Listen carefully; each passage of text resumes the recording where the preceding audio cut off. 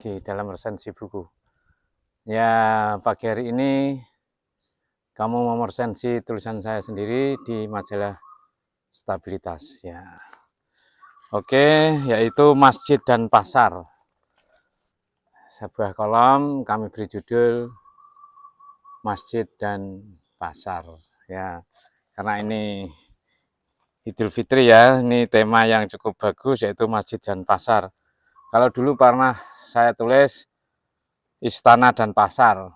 Nah, kali hari ini kami beri judul Masjid dan Pasar. Ya, dimanapun masjid didirikan, pasar itu akan berdiri. Nah, karena masjid tempat orang-orang bersujud, pasar tempat orang-orang berjual beli. Biasanya mau ke masjid atau pulang dari masjid itu berbelanja. Maka masjid dan pasar dua kesatuan yang menyatu dalam keseharian. Ya, orang pergi ke masjid sekaligus orang pergi berbelanja. Nah, ini dari dulu sampai sekarang masjid dan pasar selalu aktual ya. Masjid dan pasar adalah dua kutub terkait dengan tema abadi tentang keadilan dan kesejahteraan. Ya, memang kalau masjid dan pasar menyatu itu akan terjadi keadilan dan kesejahteraan. Tapi kenapa kok bisa tidak menyatu ya? Pasar tersendiri, masjid tersendiri sehingga terpisah. Ya, itulah mendiskusikan pasar dan masjid adalah memperbincangkan sinergitas perkembangan sebuah komunitas. Ya, kota-kota di Nusantara ini pasti ada alun-alun, ada masjid, ada pendopo, ada pasar, ada penjara. Ini konsep Wali Songo dulu membuat sebuah komunitas besar itu adalah alun-alun, pasar, istana, masjid, penjara. Nah, itu kalau kota-kota lama yang masih utuh itu begitu gambarnya ya. Tapi ini kami bahas hanya pasar dan masjid ya. Tetapi ini kami bacakan dulu sebuah hadis ya. Tempat yang paling dicintai Allah adalah masjid-masjidnya, dan tempat yang paling dibenci Allah adalah pasar-pasarnya. Hadis riwayat Muslim. Dan hadis lain sebutkan dialog antara Rasulullah dan malaikat. Rasulullah Muhammad SAW bertanya, wahai Jibril, tempat manakah yang disenangi Allah? Jibril menjawab, orang yang paling senangi Allah adalah yang pertama dan terakhir ya, masuk masjid atau keluar masjid. Kembali Rasulullah bertanya, tempat manakah yang paling tidak disukai Allah? Jibril menjawab, orang yang paling dahulu dan paling terakhir meninggalkan pasar. Nah, seakan-akan bertentangan ya antara masjid dan pasar.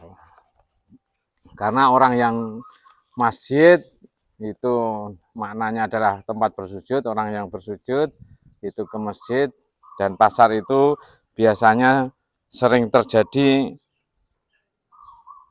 berbuat curang, berbuat riba, tipu daya, sumpah palsu, ingkar janji. Nah, itu biasanya di pasar. Nah, itu ya. Tetapi Al-Quran menyebutkan bahwa hai orang-orang yang beriman, apabila diseru untuk menunaikan sholat pada hari Jumat, maka segeralah kamu mengingat Allah dan tinggallah jual beli. Yang demikian itu lebih baik bagimu jika kamu mengetahui. Ayat selanjutnya, apabila kamu telah selesai menunaikan sholat, maka bertebaranlah kamu di muka bumi dan carilah karena Allah, dan ingatlah kepada Allah banyak-banyak supaya kamu beruntung. Nah, jadi memang antara pasar dan masjid itu dua tempat yang berbeda tapi bisa menyatu. Misalnya tadi diingatkan, ketika kamu mendengar adzan sholat, maka bersegeralah kamu ke masjid untuk bersujud, tinggalkanlah jual beli. Tapi ketika sudah selesai sholat, maka bertebaranlah kalian di muka bumi untuk melakukan mencari karunia Allah. Artinya apa? Jadi tempat bersujud tempat jual beli, tapi menyatu dalam sebuah komunitas, yaitu masjid dan sekitarnya. Maka masjid, nah, masjid-masjid kuno lah istilahnya. Masjid Demak itu depan kiri sedikit adalah Pasar Bintoro. Ya. Jadi terus kirinya adalah pendopo kabupaten, depannya adalah penjara, kanannya adalah kejaksaan. Itu artinya satu kesatuan. Nah, maka bisa mengindikasikan bahwa orang-orang yang beriman selalu disibukkan dengan dua tempat tersebut, dari pasar ke masjid dan dari masjid ke pasar. Jadi orang itu kan memang dua tempat itu ya, orang-orang yang beriman, yaitu berasal dari masjid ke pasar, kemudian dari pasar ke masjid, dua tempat itu. Maka kalau Kauman Semarang itu kan Masjid Kauman Semarang berhadapan dengan Pasar Yai Semarang, berhadapan. Ya, itu. Kemudian tengahnya alun-alun. Nah, maka disitulah tempat di mana pasar itu terjadi. Ya, ya, monggo. Nah, maka di situ dengan demikian pasar dan masjid selalu terkait sangat erat. Ini kami bacakan lagi. Namun demikian sangat prihatin jika terdengar pengumuman bahwa saldo kas masjid sampai ratusan juta saldonya itu ya. Kemudian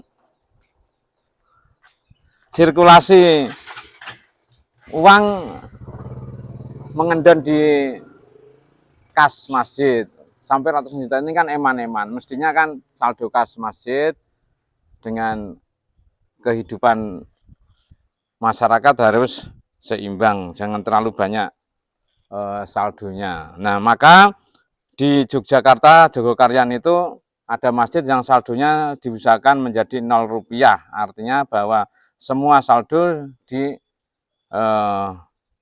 berdayakan menjadi kegiatan ekonomi, sehingga masjid itu selalu berdaya ekonominya. Maka kalau kita berkunjung ke Masjid Jogokarian, masjidnya kecil tapi komunitas ekonominya sangat besar sekali.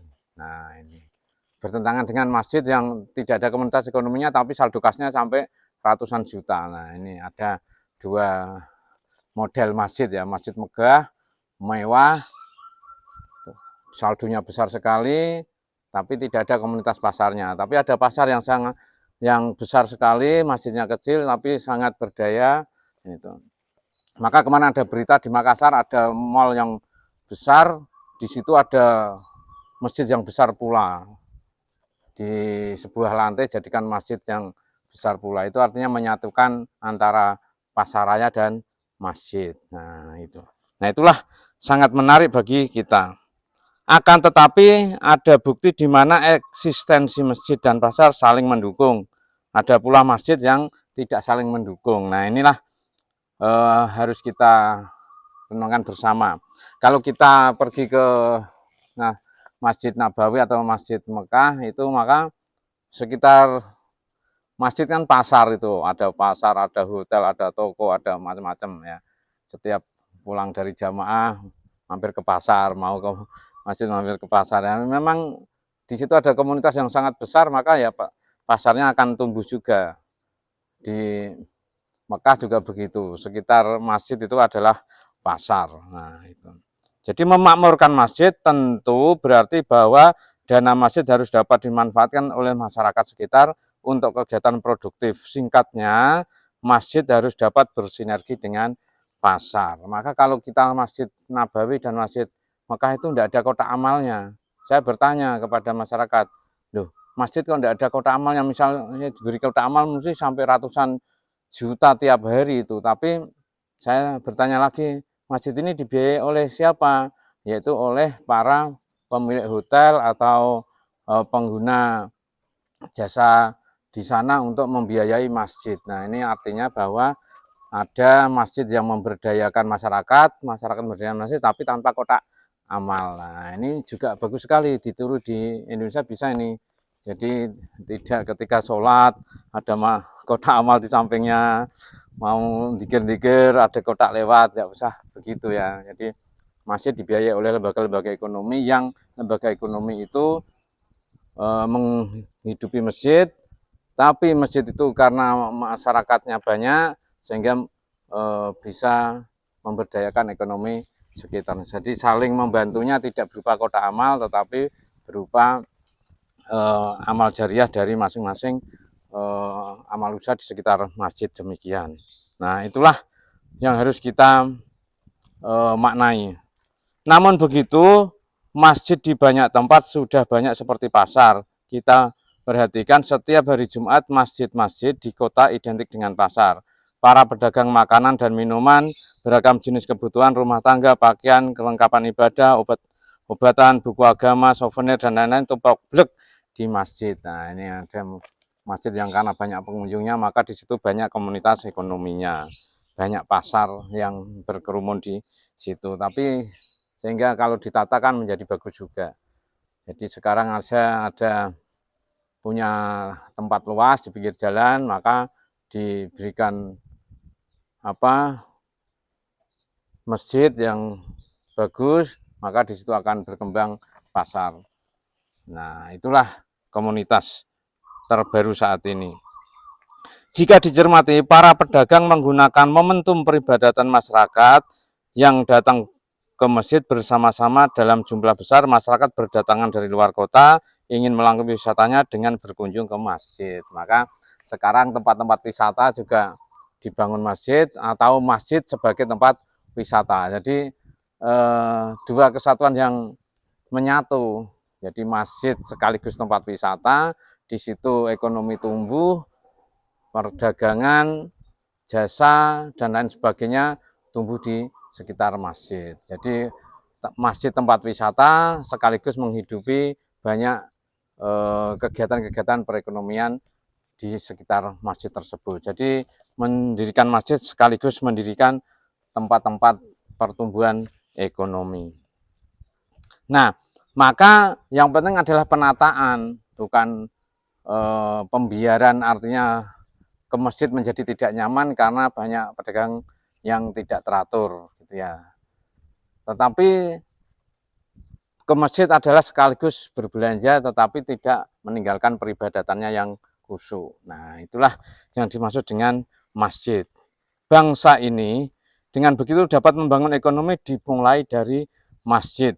Ya, di daerah-daerah tertentu keberadaan sebuah masjid sangat diutamakan sehingga muncul perkampungan yang berdaya karena masjidnya tersebut menjadi tempat tumbuh perekonomian. Nah, disitulah maka kita membangun masjid sekaligus membangun ekonomi masyarakat. Nah, kondisi itu tentu sangat mengherankan jika Islam dituduh terorisme, radikalisme, dan kekisruhan. Nah, kalau kita lihat masjid sekaligus pertumbuhan ekonomi, maka tuduhan tersebut sangat tidak mungkin terjadi. Karena masjid sebagai tempat beribadah sekaligus tempat menumbuhkan perekonomian. Nah, maka setiap peribadatan umat Islam adalah pusat pasar. Nah, contoh Idul Fitri, ya, mulai dari Ramadan sampai Idul Fitri itu adalah kegiatan perekonomian yang sangat besar. Ya, tempat di mana di situ berkerumun orang beribadah karena berpuasa, buka bersama, disitulah pasar bergeliat, bertumbuh. Ya. Nanti sebentar lagi ada Idul Adha, pasar akan tumbuh, ya, pasar binatang kurban, di mana-mana ada meremo binatang kurban. Nah, maka memang sebenarnya dalam peribadatan umat Islam adalah pertumbuhan ekonomi. Kita lihat saja dalam 2 hari raya umat Islam, Hari Raya Idul Fitri, Hari Raya Adha, itu adalah tempat di mana waktu di mana pertumbuhan ekonomi sangat bagus sekali. Demikian, mudah-mudahan bermanfaat dan sampai jumpa di lain kesempatan dalam resensi majalah atau buku. Assalamualaikum warahmatullahi